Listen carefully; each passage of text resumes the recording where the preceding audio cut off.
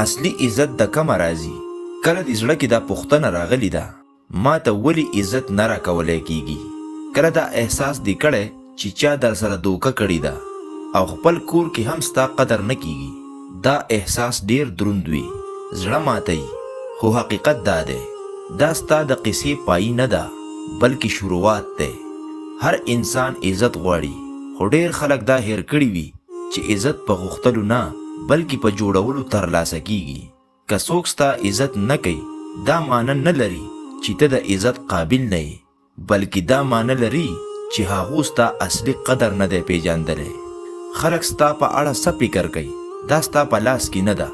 نن که هغو تا غلط ګڼي سبا کیدای شي ستا ستاینه وکړي، خو یو خبره ستا په لاس کې ده. ته د ځان په اړه څه فکر کوې؟ که ته ځان کم وګڼې دنیا به هم تا کم وګڼي.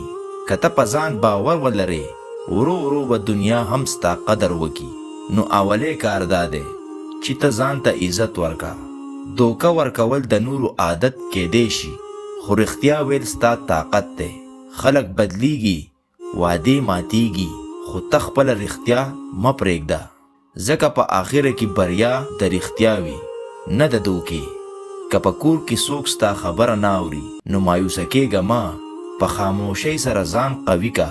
خپل فکر، خپل الفاظ او خپل عمل داسې قوي که چې یوه ورځ خلک مجبوره شي او ستا خبرې واوري. یاده ولره په ژوند کې هر څه نه ترلاسه کیږي، خو چې څه ته نورو ته ورکې هغه بیرته تا ته راځي. که ته یو ژړونکی وخاندې هغه موسکا به ستا ژوند هم روښانه کي. که ته یو وږي ته خوراک ورکې ستا په نصیب کې به برکت راشي. همیشه ښه فکر وکړه ځکه فکر حقیقت جوړوي. همیشه ښه کار وکړه ځکه عمل پیژندنه جوړوي. او چې څه ښه کیږي هغه پرېږده ځکه صبر د بریا لاره ده. ته به هر ځای عزت ونه مومې او هر څوک به تا ونه پیژني، خو دا معنی نه لري چې ته ودرېږې یا ځان بدل کړې. اصلي طاقت دا دی چې ته په خپلو اصولو ټینګ پاتې شي. که دنیا ستا خلاف هم وي په آخره کې دا یوه خبره یاده وساته، عزت د نورو نه بلکې د ځان نه شروع کیږي. کله چې ته ځان وپیژنې او ځان ته قدر ورکې نو دنیا به هم تا نظر انداز نه کی.